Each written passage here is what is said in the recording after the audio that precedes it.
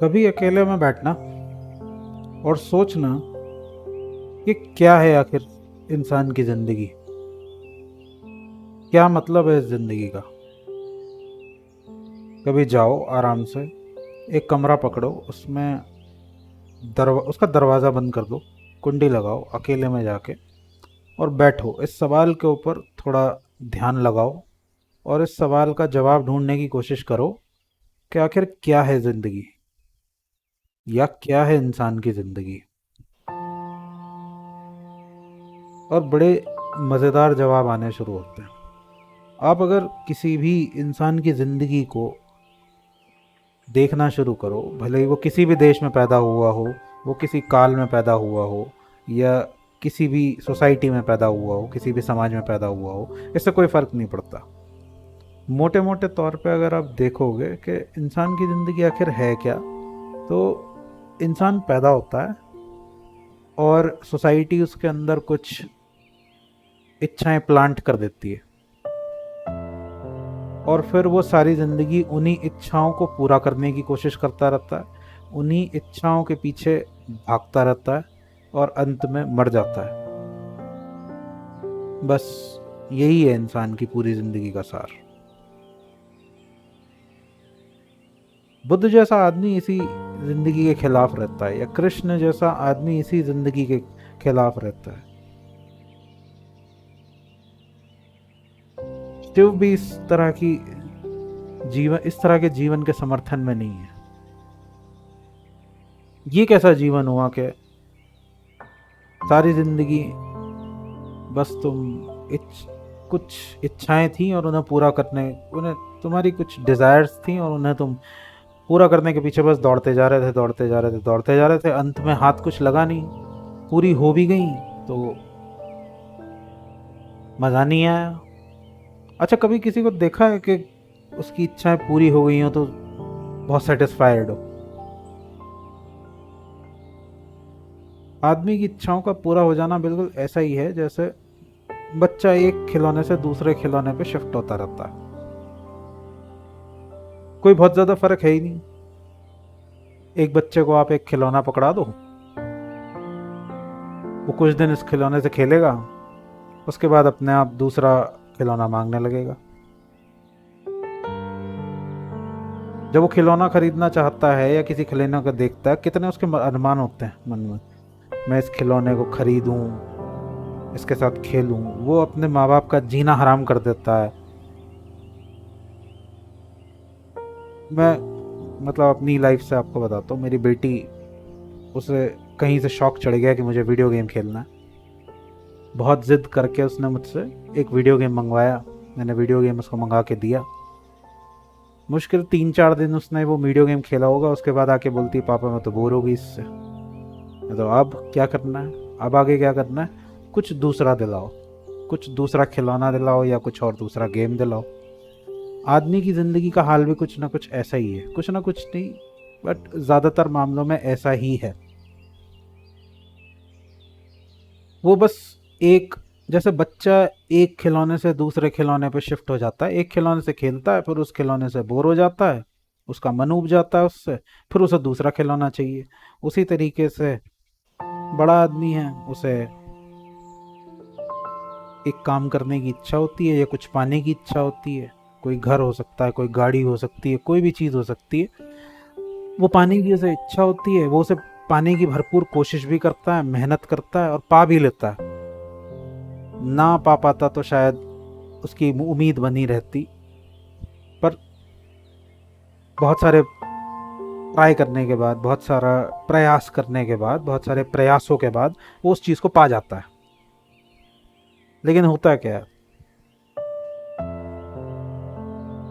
वो थोड़े दिन उस चीज़ को एंजॉय करने की कोशिश करता है, फिर उससे उब जाता है, फिर दूसरी चीज़ पे कूद जाता है। एक कार खरीदना चाहता था, थोड़े दिन बहुत मेहनत करके वो कार खरीद भी ली, शायद ईएमआई पे खरीदी हो, शायद ज़्यादातर लोगों की कार ईएमआई पे ही होती है, ईएमआई पे खरीदी हो, चाहे एक बार में पूरा पैसा दे के खरीदी हो। बट कितने दिन उस गाड़ी का चाव रहेगा? 15 दिन, हफ्ता, हफ्ता 15 दिन, महीना, साल भर। उसके बाद उसकी आदत हो जाती है। 2 साल बाद आप उससे बोर हो जाते हैं, फिर आपका मन करने लगता है कि कोई और गाड़ी खरीद लूं। बस आदमी इसी तरीके से घूमता रहता है। पता नहीं क्यों उसे ऐसा लगता है कि चीज़ें उसे संतुष्ट कर सकती हैं, चीज़ें सेटिस्फैक्शन दे सकती हैं। चीज़ें सेटिस्फैक्शन दे ही नहीं सकती। मज़ेदार बात यही है कि चीज़ें सेटिस्फैक्शन दे ही नहीं सकती। चीज़ें काम करने के लिए बनी हैं, उनका एक काम है, उनका एक फिक्स्ड गोल है, उनकी एक फिक्स्ड यूटिलिटी है। हर चीज़ की, कोई भी एक थिंग है, अगर कोई भी एक चीज़ है, ऑब्जेक्ट है, उसकी यूटिलिटी है, वो अपनी यूटिलिटी को पूरा कर सकता है, लेकिन वो आपको सेटिस्फैक्शन नहीं दे सकता, आपके मन को शांत नहीं कर सकता। आप चाहें कि मैं चीज़ के द्वारा, पैसे के द्वारा शांति पा लूँ, आप पा नहीं सकते। हाँ, आप कंफर्ट पा सकते हैं, चीज़ आपको कंफर्ट दे सकती है, पैसा आपको वो चीज़ दिलाने में मदद करता है जिससे आप एक कंफर्टेबल लाइफ जी सकते हैं। मैं हमेशा ये बोलता हूँ कि पैसा एक ऐसा टूल है जिसके द्वारा आप एक कंफर्टेबल लाइफ जी सकते हैं, लेकिन अगर आप ये सोचें कि पैसा आपके मन को शांत कर देगा, तो पैसा मन को शांत नहीं कर सकता, क्योंकि पैसा अल्टीमेटली आपको एक चीज़ खरीद के दे सकता है, और चीज़ की यूटिलिटी है। यूटिलिटी का सीधा सा मतलब है कि उस चीज़ का एक इस्तेमाल है। जैसे आपने घर खरीदा पैसे से, आप कितना ही बड़ा घर क्यों ना खरीदें, वो रहने के ही काम में आता है, उससे ज़्यादा और कुछ नहीं कर सकते आप घर का। आप कितनी ही महंगी गाड़ी क्यों ना खरीद लें, वो चलाने के काम में ही आएगी, पॉइंट ए से पॉइंट बी तक पहुंचाने में काम में आएगी। इससे ज़्यादा वो कुछ नहीं कर सकती आपके लिए। इससे ज़्यादा अगर आप उससे कुछ करने की कोशिश भी करेंगे तो आपको कुछ हासिल होगा नहीं।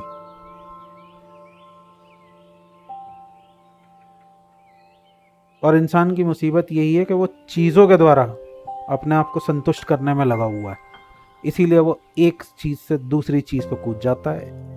वो कोशिश करता है कि मुझे एक चीज़ शांति दे दे, मेरे मन को शांत कर दे, मुझे संतुष्ट कर दे,